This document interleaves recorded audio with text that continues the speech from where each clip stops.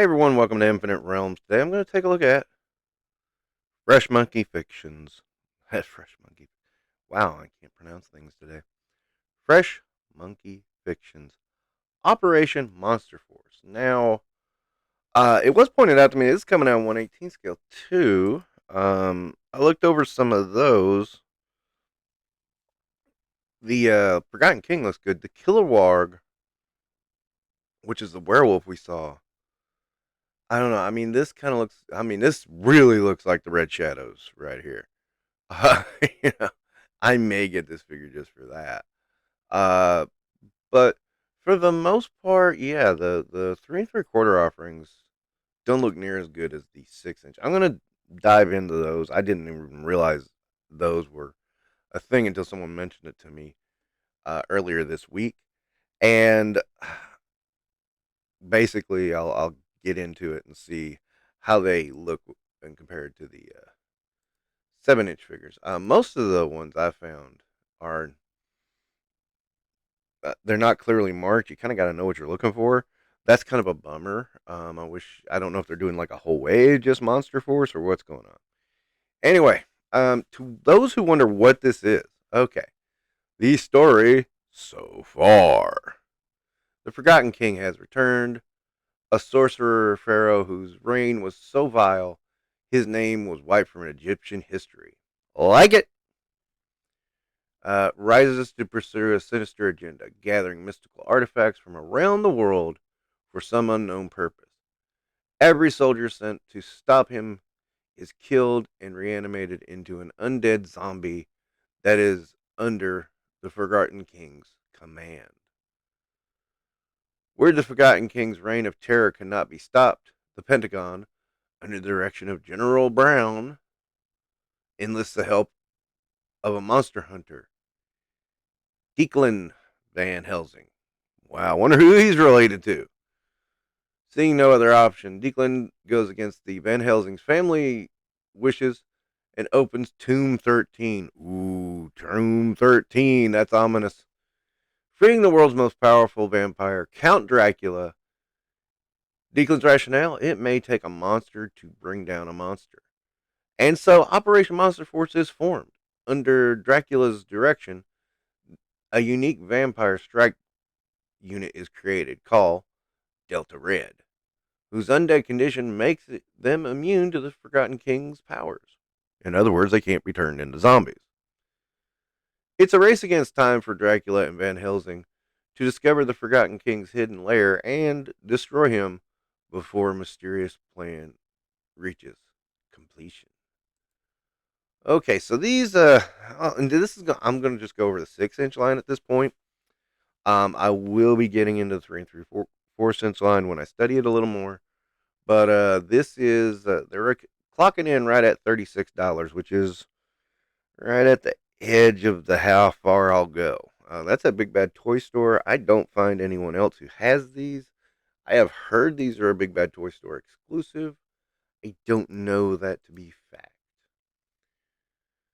So let's go and take a look at some of the figures. First up is the Forgotten King. He has a lot of stuff. Lots of hands. I mean, this is like 1, 2, 3, 4, 5, 6, 7, 8, 9. I'm sorry, 8 sets of hands, and then some spell effects.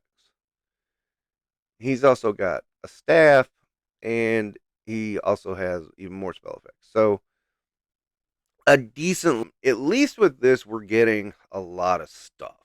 We're getting a lot of hands, and we're getting a lot of accessories. I talked about the 3 3/4. That was one I could find. He looks pretty decent in 3 3/4 inch too. So he translates well either way. So this is all. I'm going to go over wave one first. Next up is Declan Van Helsing. You know who he is. Another decent loadout crossbow. He's got some body armor. He's got all kinds of little stuff you can add to the body armor. He's got 1, 2, 3, 4, 5, 6, 7 total uh, swappable hands. 7 pairs of swappable hands. And you're clocking in at, $12 more than Hasbro. And you're an independent company. What the hell, Hasbro? Okay. And he's got some guns and some holsters, and yeah, he's loaded to bear. Uh, kind of like the look of this guy. I mean, he's pretty deep. He's decent. He could be worse. I mean, we've seen a lot worse come from other lines. So, um, I like him. I like him. I think this one is a definite lock for me. The Forgotten King, I don't know. He looks okay. I mean, he looks the part he's supposed to be. I don't know. I mean, tall order. Monster Force Sleepwalker Crimson Moon Division. Another one with a heavy loadout.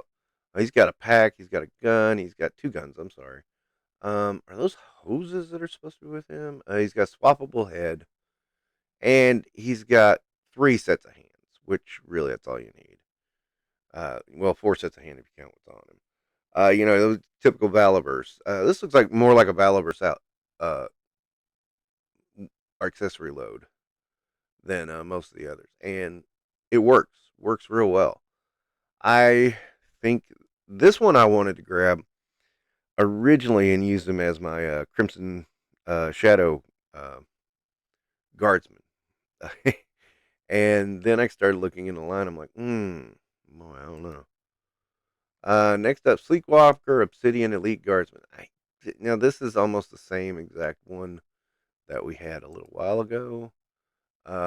Just a slightly different deco in the eyes. He looks like a red shadow there, except he's painted black in the alternate head. Again, the loadout is very similar. I like it.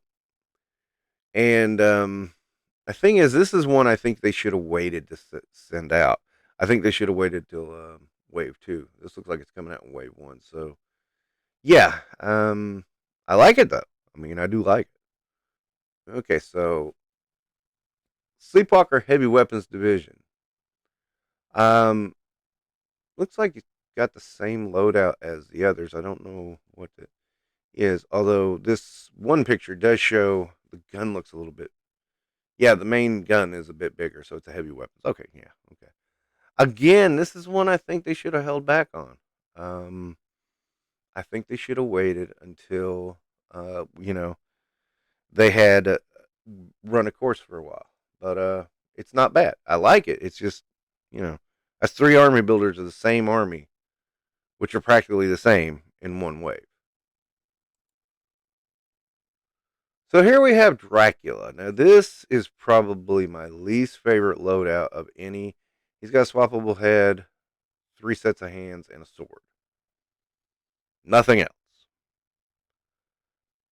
Granted, it's Dracula, but you're still clocking in on that same price tag. Not happy with that. Not happy at all. Um, this is kind of my holdback. He is the main character though, but what am I paying for here?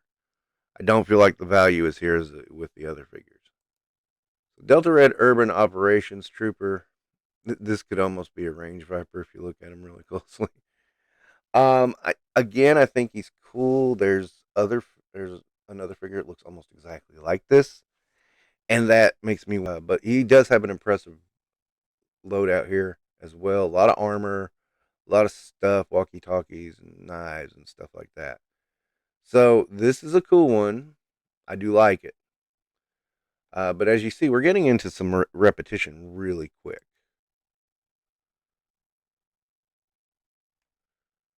So then we have Red Nocturnal Operations Trooper. And again, this is almost exactly as the Urban Trooper.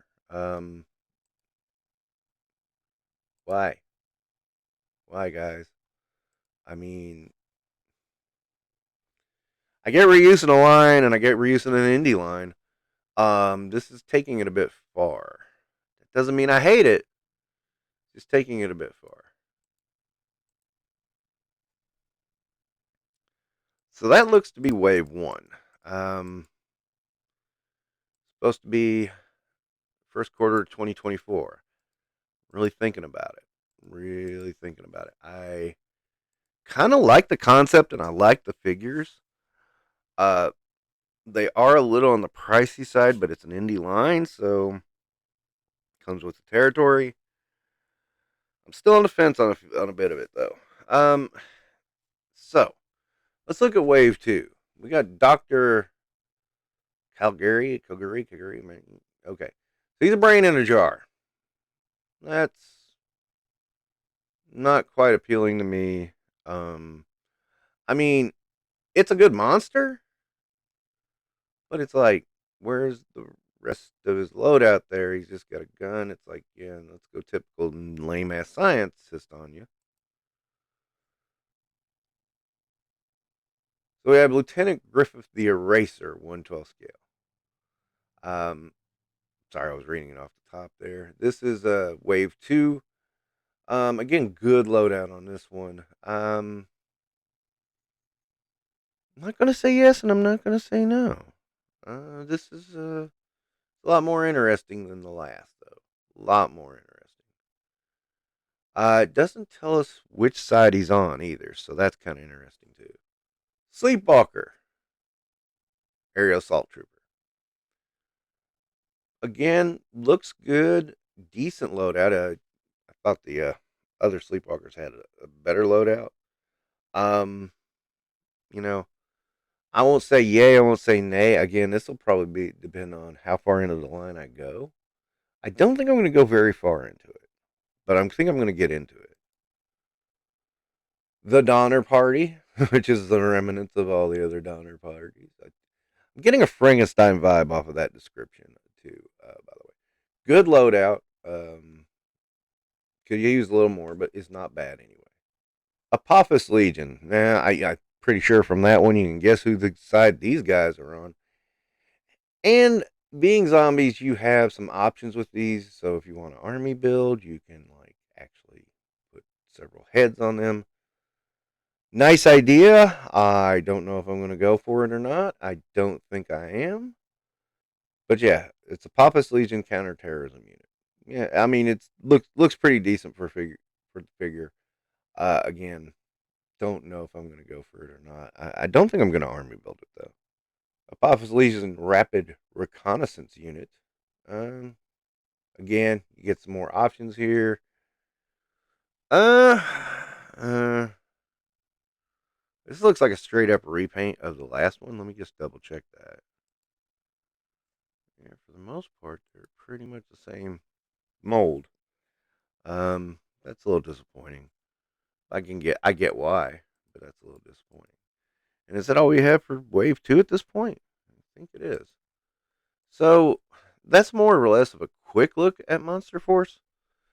And I like the idea. I think I might get a little bit into this at least and just get some of the mains and a couple of basic army builders and just see how I feel about it after that. I don't think I'm going to dive deeply into this line though. Get somebody for the bad guys and somebody for the good guys, and then I'm just going to leave it at that. And then, and really in an IP like this is like good guys and bad guys are relative.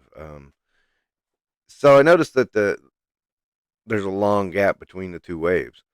I think if they keep that up, they might be okay. Because one thing that's happening is there is a ton of new stuff coming up. Legionaries come up, which I've not talked about, and I need to, um, and other stuff like that. So we'll see how that goes. Monster Force, I think I'm in on though. It's a nice idea. Kind of mixes in with Action Force a little bit, and I'm sure I could squeeze it in with Animal Warriors. I'm going to investigate the 3 3/4 inch line and see how that looks. That looks like it might be pretty decent too. So then it becomes a debate: which scale do you go with? And when you start going with one scale, how far do you go? So I will try to come back to this at the 1/18 scale when I get more information.